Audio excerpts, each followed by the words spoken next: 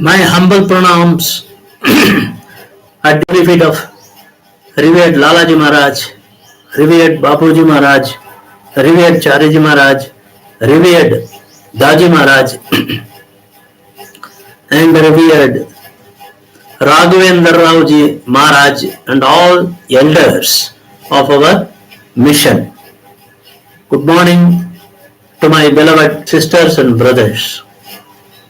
Today I would like to read one of the divine messages from our brother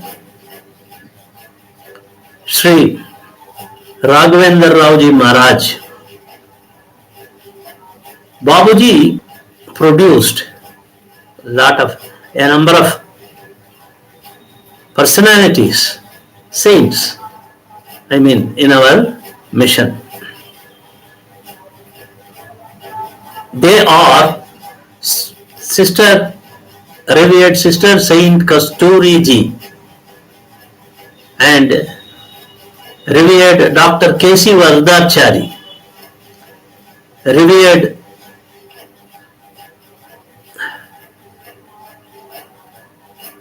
Raghavendraji Maharaj, and Revered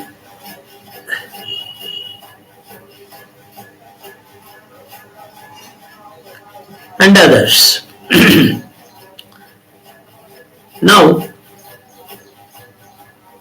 I would like to tell a story before reading the divine message of Rev. Raghavendraji Maharaj. The story is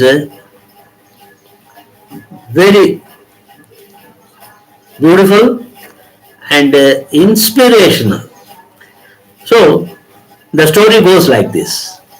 Once there was a very famous sage and used to live outside of Ramnagar of Manipur kingdom.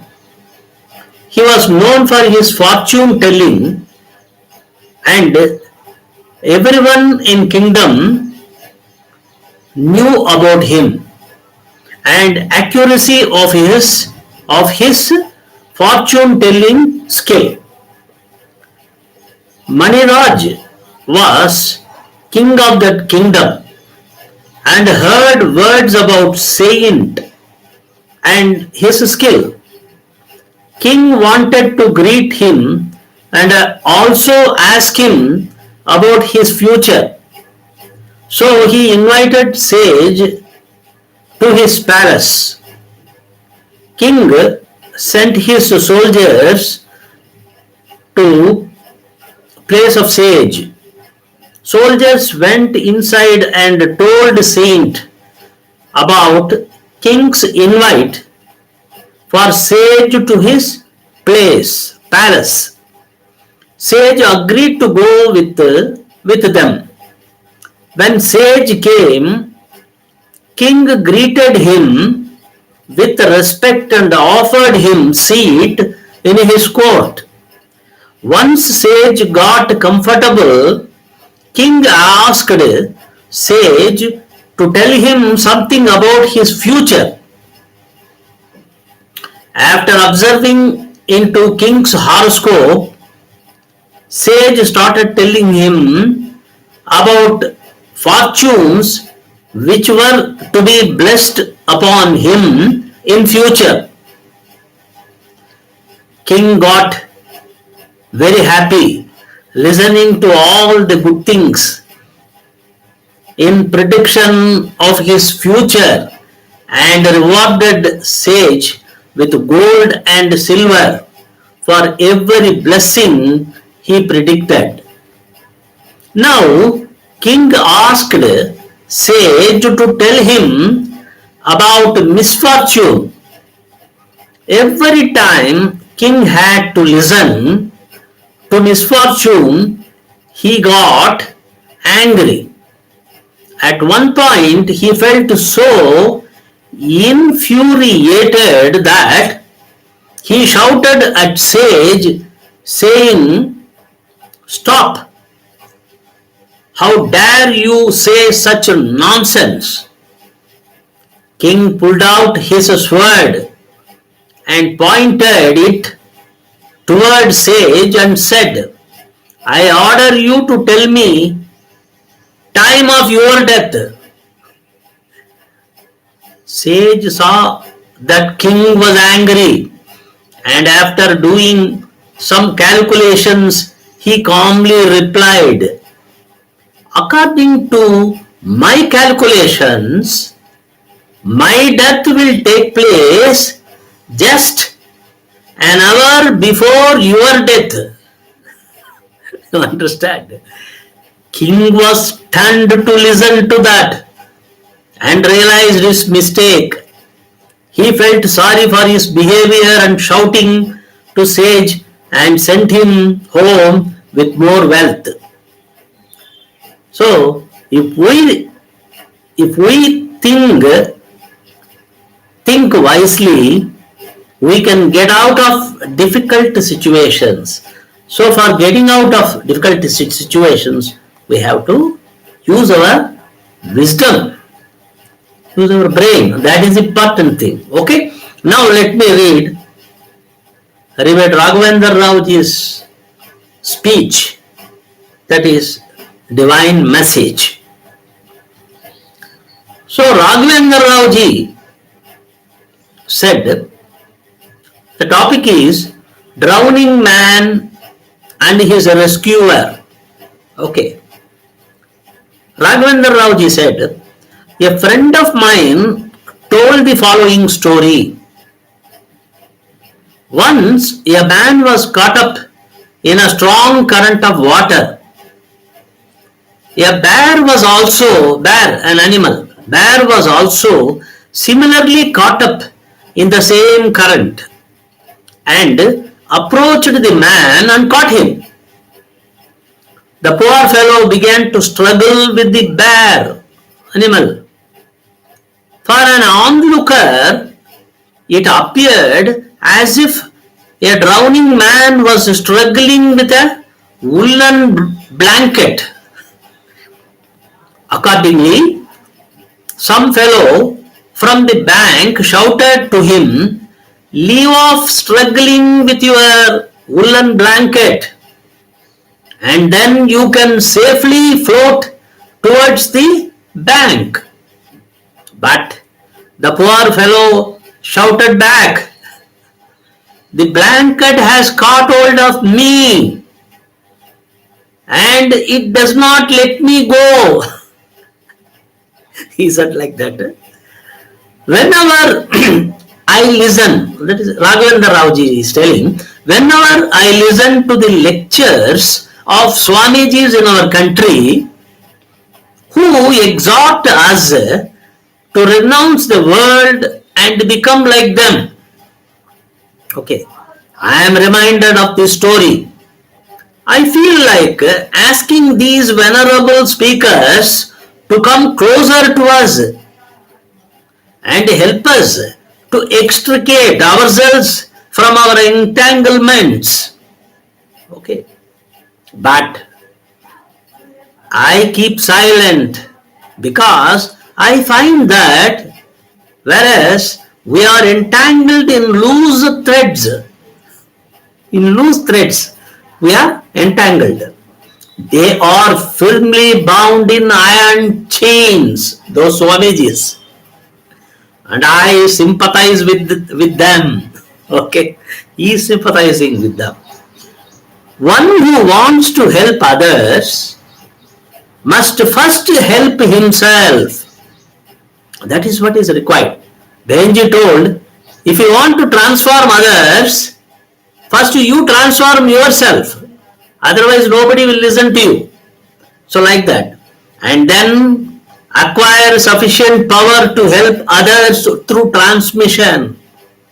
This power of transmission is a rare gift. It is difficult to say how it is acquired. So transmission, nowhere in this world We can find now so many missions method masters. So many people are there, but nowhere this transmission power, divine power is there. Nowhere else except with our master, that is Babuji Maharaj. And Lalaji Maharaj has found out this technique of transmitting the ultimate force. Nowhere else. So that is what he is telling. So how it came?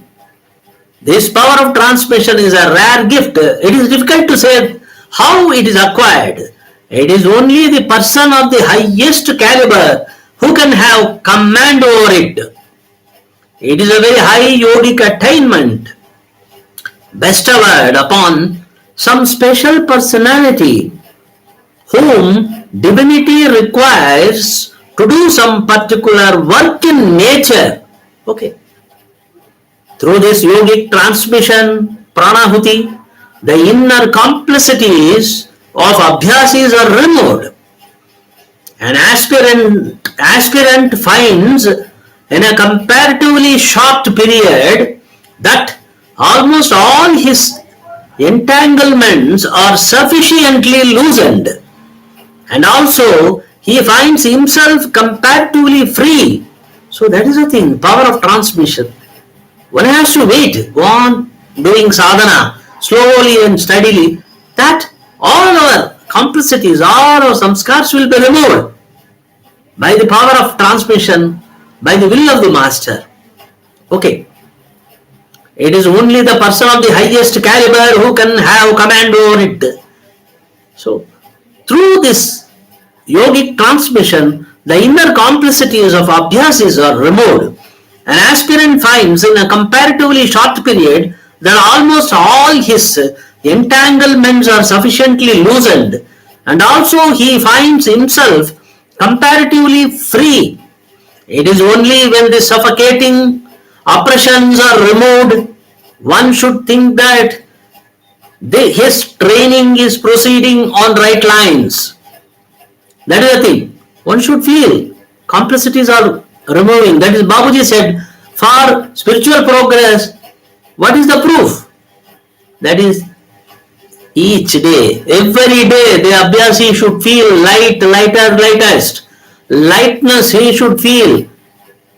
What is that? When the samskars are removed, the load of samskars, naturally the lightness will feel. That is the proof of spiritual progress. The same thing he is telling. When the complexities are removed, then you are progressing. On the contrary, if one feels after practicing a certain method prescribed by some so-called guru, that he is growing more and more mechanical, or that he is developing fanatism, bigotry, and aversion towards others, or that grossness and heaviness are increasing in him, he should immediately submit such report to his guru and request for rectification of the same. If the guru is unable to rectify, or if he procrastinates, the duty of an aspirant in his own interest is to leave off the practices as well as the guru and seek for a better guide and a better method. It is a foolish and childish superstition that one should not break off from his guru even if he finds out that his guru is an impostor and a rascal. Such guru one has to give up. Now let us return to the subject of the drowning man caught by the desperate bear, the animal. The first necessity of such a person is to free himself from the fierce clutches of the bear. And the second one is to save himself from drowning. Without a helper, it is impossible for him to save himself. Hence, it is imperative that he should cry and shout aloud for help and emit groans of anguish and pain. If such craving develops in an aspirant, the Lord, out of His infinite grace and mercy, sends a helper to him. Nay, He Himself will come to him in the form of a Guru. Okay. If the craving is so much, the God, the real cry of a true seeker, will bring the master to his door. That is what Babuji said. That is, he is telling the same thing. Now again, it is the first duty of the helper to kill the bear or remove the immediate obstruction. If the helper is unable to do so, he cannot help. He, the helper, must possess sufficient strength. If the Guru has got the power of pranahuti at his command, he can remove the obstruction by his will force. Normally, it results in a weakening the downward tendencies of the mind of an abhyasi and turning his attention upwards towards that which he has to attain permanently. These two accomplished properly will give the drowning man a chance to try to cross the river by adopting the method of floating. But as this drowning man has already become very tired and exhausted, and he is relying solely on the helper, it becomes the duty of the helper to teach him how to float, or to offer himself as a float to the drowning man. To offer oneself as a float to a drowning man is again a matter that requires the necessary capacity and lightness. It is only the Guru of the highest attainment who is firmly established in the subtlest who may offer himself as the float. Great saviors like Gautama Buddha, Jesus Christ, and Prophet Muhammad are the examples of such floats. Even in the present day, one may come across such a float, but it is very difficult to recognize him. Then comes the problem of learning and teaching the art of floating. Two things are absolutely essential. The first essential thing is that the helper should be an adept in the art of floating. And the second thing is that the helper should be able to remove the exhaustion and fatigue of the drowning man by constantly giving him support. For this also, only the Guru, who is liberated and who is a man of realization and who is well versed in the art of training abhyasis to tread the path of spirituality, can be relied upon and none else. Lastly, let us consider the art of floating, the method of spiritual practice itself. Any method of teaching, in order that it may be best suited for the attainment of the objectives aimed at, should necessarily be easy, simple, and natural. It is the only natural way, or the Sahajamarg, which can answer the above specifications. The easy, simplicity, and naturalness of this system are obvious.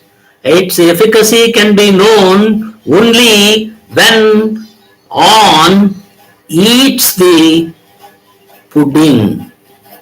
That is, proof of the pudding lies in eating. So we have to practice, anybody, Abhyasi or non-Abhyasi, should practice and see the efficacy of this system. The method, mission, method and the master. And lastly, one quotation from Babuji Maharaj, that is, faith itself is existence or substratum, base on which realization begins. Faith is that unbearable, unbreakable link. Faith is that unbreakable link which once established cannot be broken. And Abhyasi who does not develop faith can never progress.